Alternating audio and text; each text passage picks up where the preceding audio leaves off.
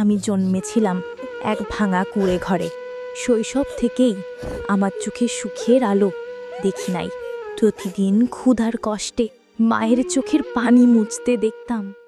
আসন সংখ্যা সীমিত, দেরি না করে এখনই ইনবক্স করুন নিঝুম আইটি সেন্টারে। আমার বাবা সংসারের ভার নিতে না পেরে একদিন চলে গেলেন, আর আমরা রয়ে গেলাম একা। মা ভাঙা হাতে খেটে খেটে আমাদের মুখে ভাত তুলে দিতেন।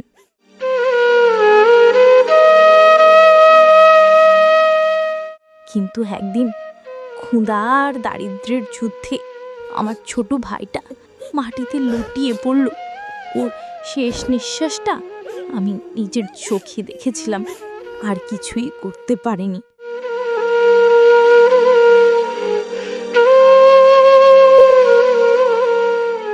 সেদিন থেকে আমি বুঝেছিলাম, গরিব মানুষের চোখের পানি কেউ দেখে না, ওরা শুধু কাঁদতে কাঁদতে বেঁচে থাকে। সময় কেটে গেল, বড় হলাম, ভাবলাম হয়তো কষ্টের দিন শেষ হবে, কিন্তু জীবন আমাকে নতুন নতুন আঘাত দিল।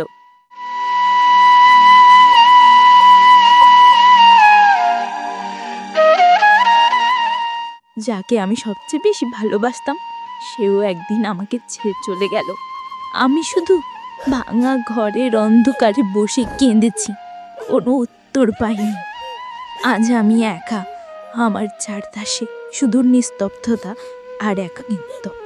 রাতের আধার নেই, শুধু একটা প্রশ্ন জাগে, কেন আমি জন্মেছিলাম?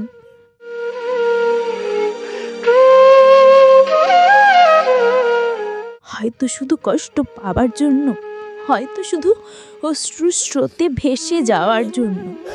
এটাই আমার গল্প, অশ্রু আর বেদনায় ভরা একটি জীবনের গল্প, যা শুনে হয়তো তোমারও চোখ ভিজে উঠবে।